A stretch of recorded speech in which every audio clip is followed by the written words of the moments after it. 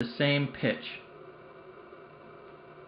They fit perfect. Release attached to the Robert axle.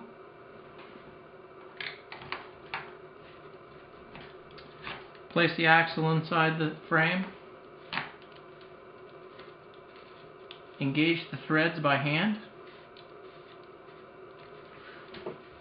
Once it snugs up, grab a 5mm Allen wrench from a multi-tool will be fine. Place it into the axle, tighten it into the frame.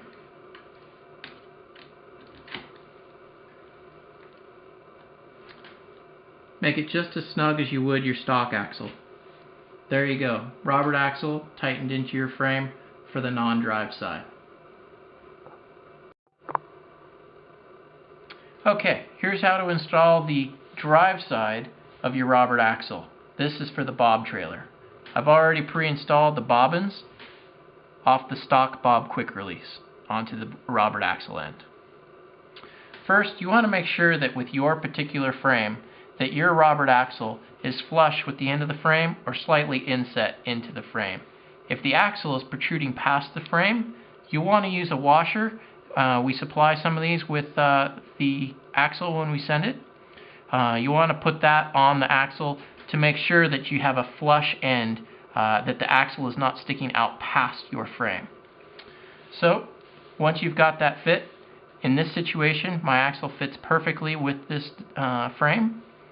Take the Robert axle, thread it into Robert axle end into the Robert axle itself. Finger tighten that, and then take your 5mm from your multi-tool,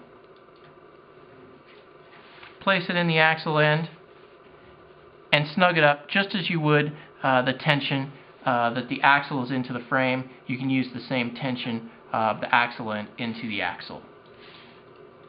Notice I set up the bobbin so that the thin edge is up against the axle and the wider edge there is sticking out from the frame. That'll make it as narrow as possible, which you'll need with these wider bike frames. Thank you.